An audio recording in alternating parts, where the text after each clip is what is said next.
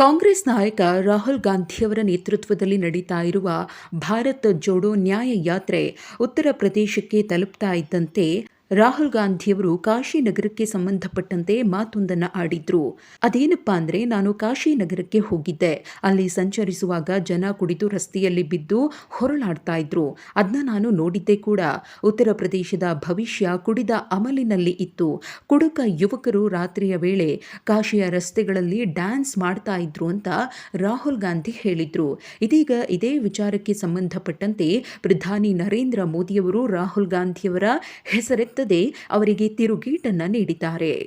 ಕಾಶಿ ನಗರ ಮತ್ತು ಉತ್ತರ ಪ್ರದೇಶದ ಯುವಕರು ತಮ್ಮ ರಾಜ್ಯವನ್ನ ಅಭಿವೃದ್ಧಿ ಹೊಂದಿದ ರಾಜ್ಯವನ್ನಾಗಿ ಮಾಡುವುದಕ್ಕೆ ಶ್ರಮ ವಹಿಸುತ್ತಿದ್ದಾರೆ. ಇಂದು ಉತ್ತರ ಪ್ರದೇಶ ಬದಲಾವಣೆಯಾಗ್ತಿದೆ. ಯುವಕರು ತಮ್ಮ ಭವ್ಯ ಭವಿಷ್ಯವನ್ನ ಬರೆಯುತ್ತಿದ್ದಾರೆ.